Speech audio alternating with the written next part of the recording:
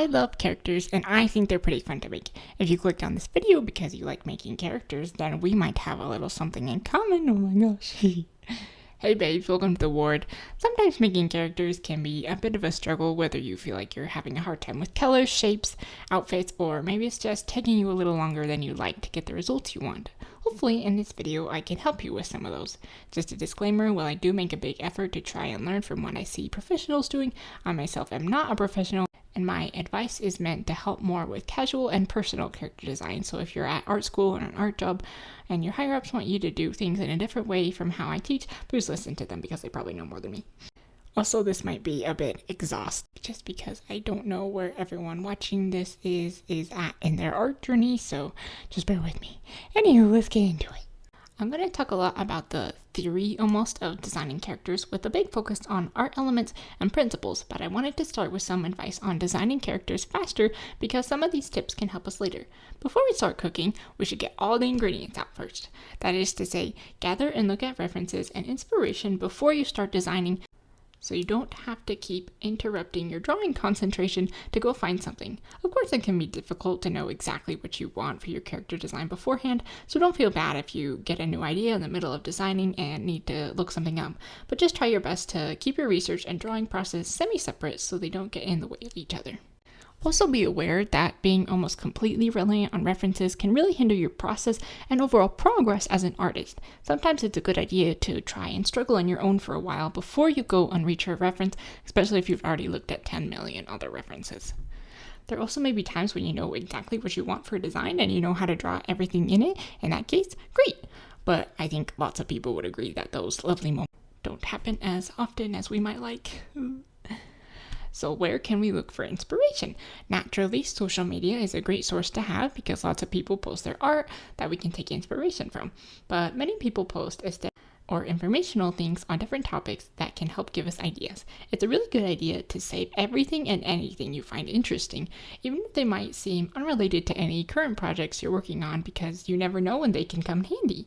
And they don't have to just be clothes or hairstyles or whatever. They can even just be objects or interesting shapes and lines. Try to do this outside of social media too, like if you see something that you could possibly use later, take a picture or draw a quick sketch of it. Other than social media, we can look for inspiration from the world around us, our favorite games, fashions, movies, or TV shows, books, and of course, just Google.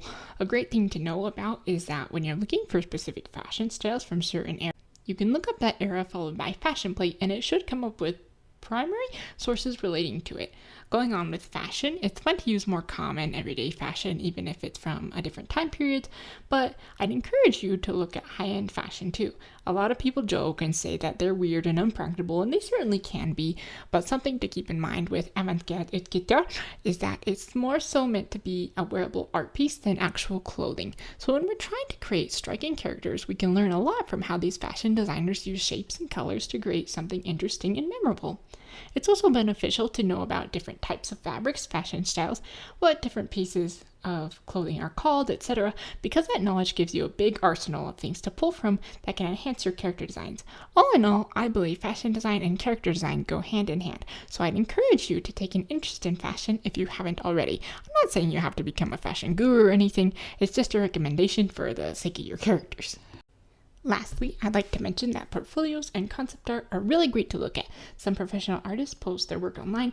I think ArtStation is a big place for that, but some people or websites will compile multiple portfolios for easy browsing. One website that I absolutely love is characterdesignreferences.com. They have many collections of works from some of the coolest artists out there and some character design challenge stuff, but what I love most about it is all the concept art you can find from lots of animated movies and shows. Normally you'd have to pay a lot of money to buy all these concept art books because those things are expensive, but here you can find so much production art for free.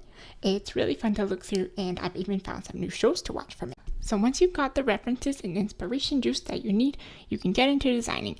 It might be tempting to try and do it all in one pretty drawing, and while it is certainly possible, it's rather unlikely that it'll come out perfectly the first time. Spending lots of time on polished drawings of designs you don't even like can be exhausting, and trying to do the design in just one go or copying and pasting a base to draw different outfits or hairstyles on can actually be quite detrimental to the process because you'll miss out on the opportunity to explore the character and even the world. If you're going to to do the latter, it might be better to do it in a part of the process where you have more stuff tied down and just need to be able to easily compare and contrast things. But this is why I recommend starting with small, quick sketches. Lots of people start differently, like with silhouettes or colors, but I personally like to start with the head and tiny full body drawings. By quickly drawing many variations of the head and body, we get the chance to play with not only lots of ideas for their design, but also the expressions and body language that they may use, which in turn lets us figure out who they are as a person. It can also be great for exploring story and world building ideas. The head is where lots of visual interest and personality are, so figuring out how the face, hair, and maybe some clothing or accessories can help shape how the rest of the character will look. Aside from the head, if you're having a hard time with the design as a whole, you can try focusing on one part, and when you get that down, you can use it as a reference point for the rest of it.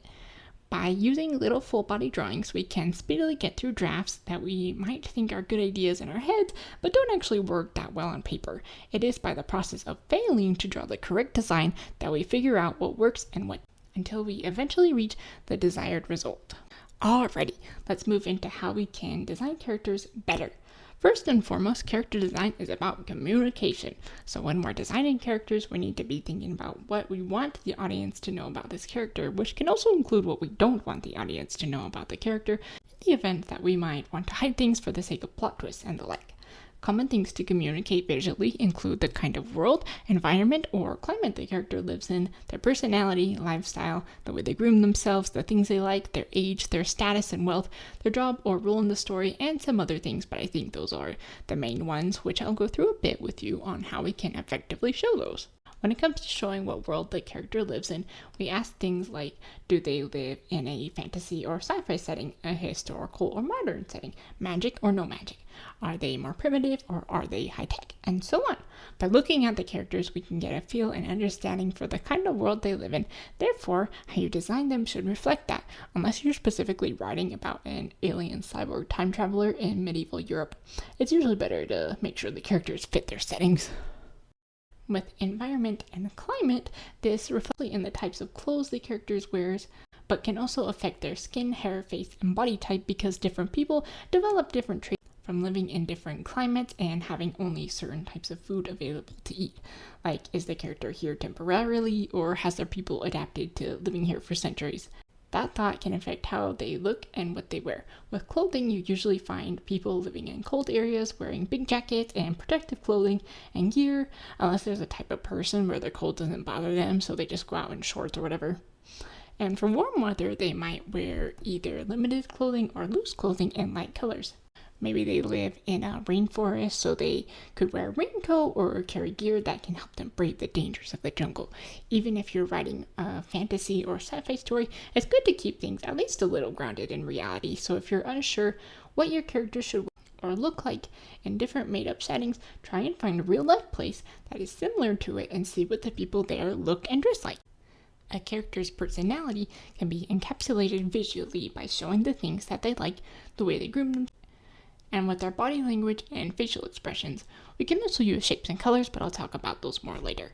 So for example, maybe we have a girl that absolutely loves bunnies. So we could put lots of bunny motifs on her outfit and give her a sweet looking disposition. On the other hand, maybe we have a tough lady that loves biking and boxing. So we'll put her in some ripped punk leather clothes with some fingerless gloves to protect her knuckles and palms. And we'll make her look confident with her pose and expression. But what if our tough as nails biker lady also likes bunnies, but in that case, we can give her no bunny motifs, but we could also sneak in a small accessory or put the bunny into a more rough style to blend it in with the rest of her design. The way people dress in real life or in stories tells us a lot about them, like maybe they're very spirited and rambunctious, so they don't want to wear restricting clothes. Or maybe they're silly, so they wear big shoes and funky colors. Maybe they're not very confident, so they wear plain and baggy clothing. Maybe they're neat and fashionable, so they make an effort to wear nice things. When it comes to grooming and personal hygiene, we can have characters that look nice, tidy, and more symmetrical because they might like to look presentable for vanity or business's sake because of their social status, or maybe they just like to look nice even if they come from a more humble life. We also have the other side of the coin where characters might look messy, unkept, or more unsymmetrical because either they don't care how they look no matter their status, or maybe they've had a hard time in life, or they're too busy taking care of others. We can also use the character's body type to show their life. Lastly, I'd like to talk about characters' jobs and story roles, which I personally would argue are some of the most important things to try to convey. I don't know about you, but I often like to be able to look at a character and quickly understand what they do. If it's more ambiguous because their design focuses more on fashion than function and communication, I think that's okay. Especially since I'm guilty of doing the same, but it feels weird when you look at a character and think, oh, their job must be X, and then you find out that their job is H, and it's just kind of confusing, you know? But there's also a chance that the character might be a bit otherworldly, so they'll appear more abstract and follow visual rules that we or our audience might not be familiar with. It can also depend on the type of world, whether the design should or can be more abstract, or if it needs to more clearly communicate the character's. So we got to think about how we can show what they do. Like if they go to school, do they wear a uniform? Do they dress normal because they are normal or because they want to be normal? If they're a master of some discipline, they might wear flowing robes and look very wise and calm, and their apprentice might have some goofy little training outfit to go with their goofy little grin. Characters' story roles can be very important, but a little more tricky to convey if you don't know this, or what exactly the character is supposed to be. It might be a good idea to look into common character archetypes or the hero's journey and see what kind of character yours is, and look at what other people have done to show the rules of different characters. A story role is different from a job, though they can obviously have some overlap. But what kind of job do they have? Are they a doctor, a firefighter, a director, a farmer, a knight, a king? The list goes on.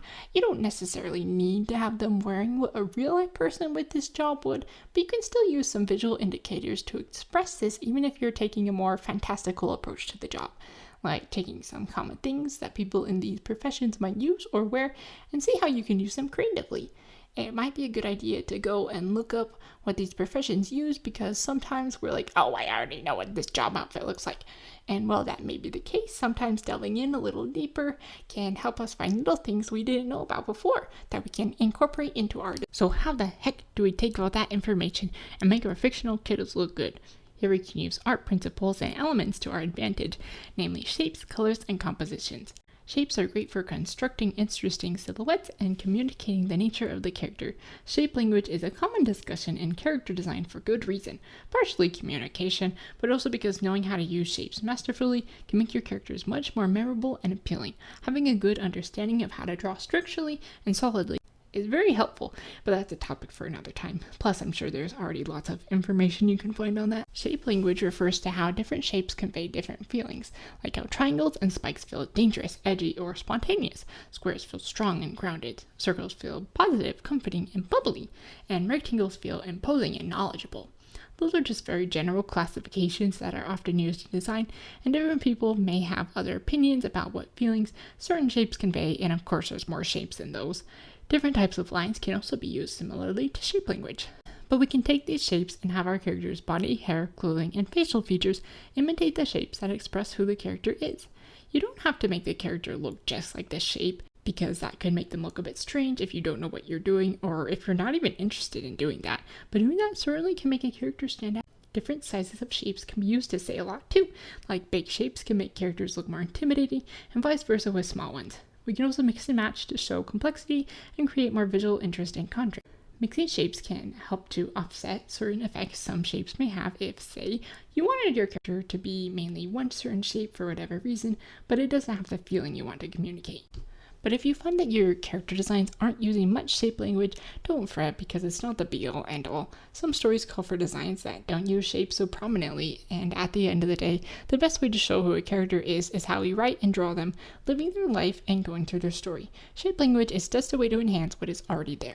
We'll segue into talking about composition by starting with how we can use shapes to create visual interest and contrast.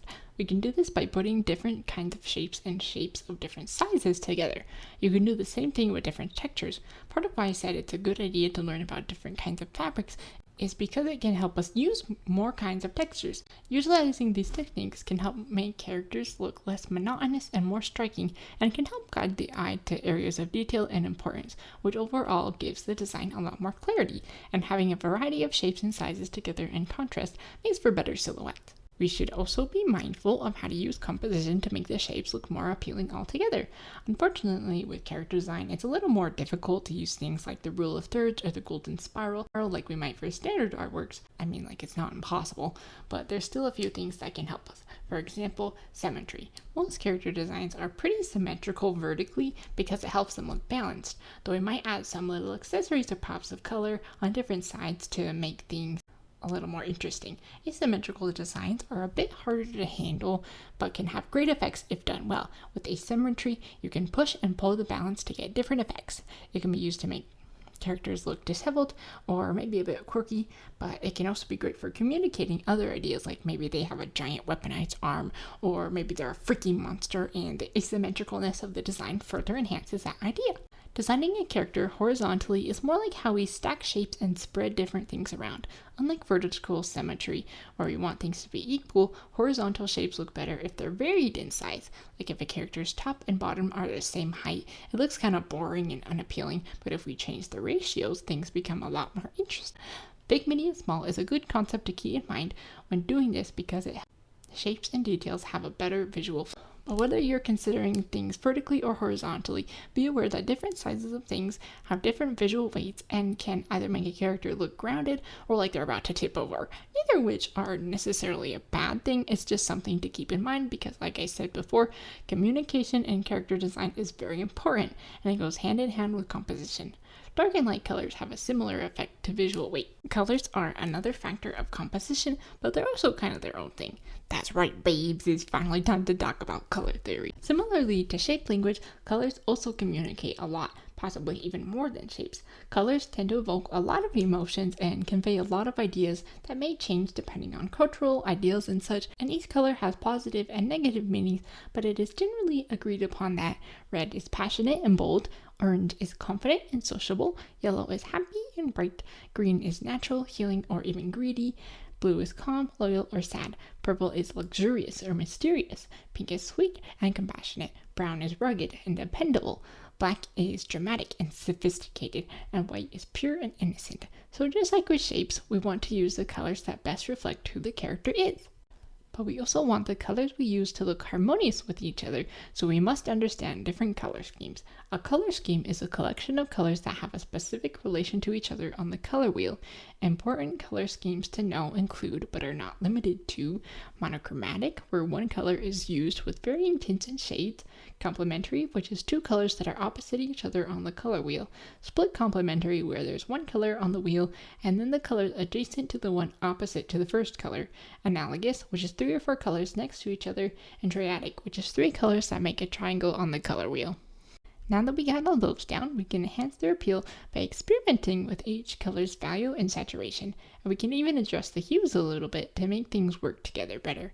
It is generally recommended to avoid putting every color at max saturation because it's harsh on the eyes and can look rather amateurish, so fully saturated colors should be used more sparingly to make them pop properly. I think the biggest color hack to know is how to use color schemes together with neutrals, which are blacks, grays, whites, and browns.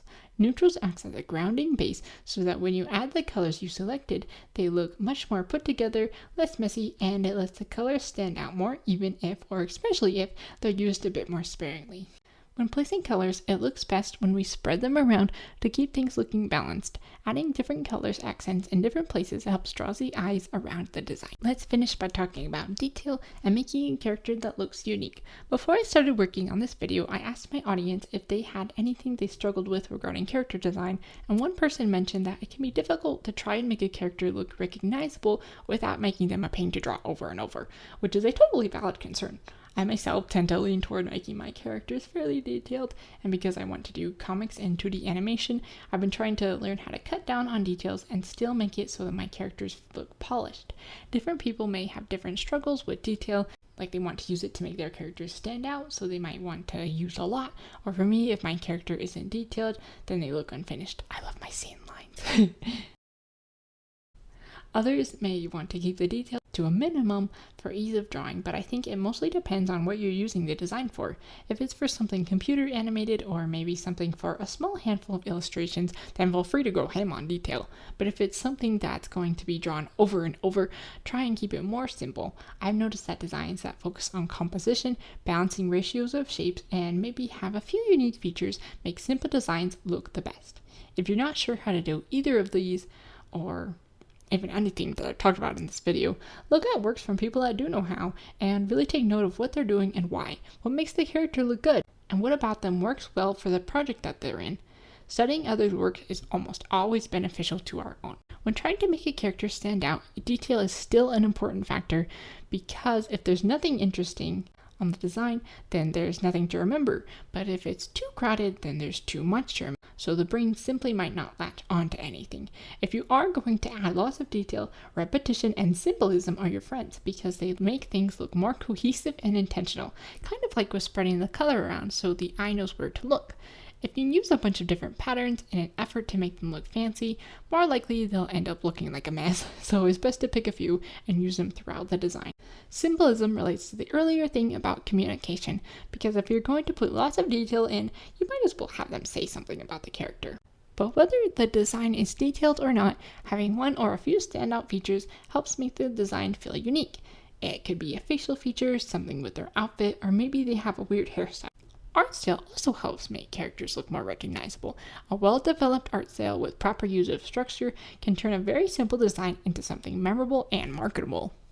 At the end of the day, don't worry too much if your character designs aren't the bee's knees right off the bat, because just like any skill, it's something that needs to be developed and practiced. But whatever you do, just try to have fun and make something you can enjoy. And if it's not perfect now, you can redesign it later when you're older and wiser. I hope this was and hopefully not too confusing. So if you have any questions or concerns, please let me know and I'll try to help as best as I can. Thank you so much for watching and have a wonderful day.